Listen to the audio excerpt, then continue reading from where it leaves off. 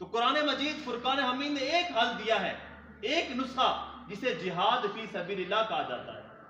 آج ہمیں تو یہ موضوع پڑھایا ہی نہیں جاتا۔ آج پاکستان کا نام لیتے ہیں لیکن پتہ نہیں ہے کہ جوناگڑھ بھی پاکستان کے اندر تھا، حیدرآباد بھی پاکستان کے اندر تھا، دکن بھی پاکستان کے اندر تھا، گجرات بھی پاکستان کے اندر تھا، بنگلہ دیش بھی پاکستان کے اندر تھا، لیکن کدھر گئے؟ ہمیں تو پتہ ہی نہیں ہے کہ کیا یہ پاکستان کا حصہ تھے۔ ہمیں تو اب مقبوضہ کشمیر کا مسئلہ ہی نہیں پڑھایا جاتا، اس کے اوپر تو کوئی بات ہی نہیں ہوتی۔ تو قرآن نے ایک نسخہ دیا، یا ایھا الذین آمنوا ھل ادلکم علی تجارۃ تنجیکم من عذاب علیم، اے ایمان والو کیا میں تمہیں وہ تجارت نہ بتلاؤں کہ جو تمہیں عذاب علیم سے بچا دے، دردناک عذاب سے بچا دے۔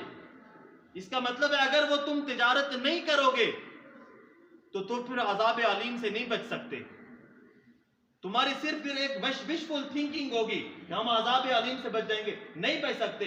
اور وہ تجارت کیا فرمائی؟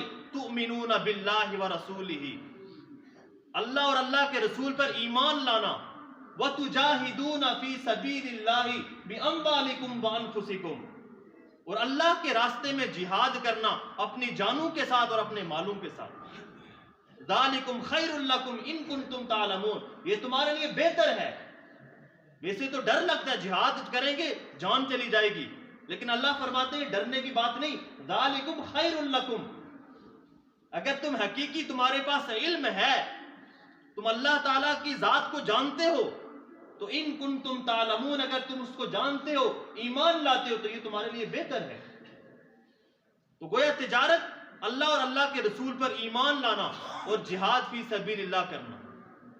There can be no ایمان without jihad فی سبیل اللہ۔ There can be no salvation on the day of judgment without jihad فی سبیل اللہ۔ کہ ایمان نہیں ہے جہاد فی سبیل اللہ کے بغیر، کامیابی نہیں ہے جہاد فی سبیل اللہ کے بغیر قیامت والے دن۔ یا ایھا الذین آمنوا، اے ایمان والو، ھل ادلکم علی تجارۃ، سوالیہ انداز ہے، اور اللہ کے نبی اکثر سوال پوچھا کرتے تھے صحابہ سے، اور صحابہ اکرام بھی اللہ کے نبی سے سوال پوچھا کرتے تھے۔ اس طرح اللہ کے نبی نے پوچھا اتدرون من المفلس، صحابہ کی جماعت بتاؤ کہ غریب کسے کہا جاتا ہے، مفلس کسے کہا جاتا ہے؟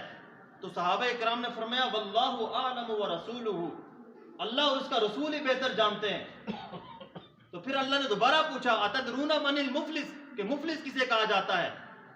تو صحابہ اکرام نے اپنے ذہن کے مطابق جواب دیا کہ ما لا درہم لہ ولا دینارا، جس کے پاس درہم دنانیر نہ ہو وہ غریب ہے، مفلس ہے۔ تو اللہ کے نبی نے فرمایا نہیں، میری امت کا مفلس یہ شخص نہیں، بلکہ میری امت کا مفلس وہ ہے کہ جو کل قیامت والے دن نمازیں لے کر آئے گا، حج لے کر آئے گا، زکوٰۃ لے کر آئے گا، نیکیوں کے انبار لے کر آئے گا، لیکن حقوق العباد کے اندر کوتاہی کی ہوگی، کسی کا حق مارا ہوگا، کسی پر تہمت لگائی ہوگی،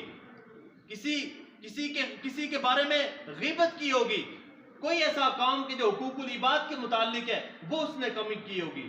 اور پھر جب قیامت والے دن جب عدالت لگے گی تو وہ حقدار حق لینے کے لیے پہنچ جائیں گے، اور وہاں پر تو حق کوئی پیسہ روپیہ وہ درہم دنانیر نہیں، وہاں کا جو رائج السکہ ہوگا وہ نیکی ہوگی۔ اب وہ جو نیکیاں ہوں گی وہ حقدار کو دیتے جائیں گے۔ اب نیکیاں اس بندے کی ختم ہو جائیں گی، لیکن حق لینے والے ابھی بھی موجود ہوں گے۔ اب وہ حقدار جو ہوں گے ان کے جو گناہ ہیں وہ اس شخص پر ڈالے جائیں گے، اور اتنے گناہ ڈالے جائیں گے کہ ان گناہوں کے نیچے دب کر وہ جہنم میں چلا جائے گا۔ تو اللہ کے نبی نے فرمایا یہ مفلس ہے، اسے غریب کہا جاتا ہے۔ تو قرآن مجید فرقان حمید نے جو واحد حل دیا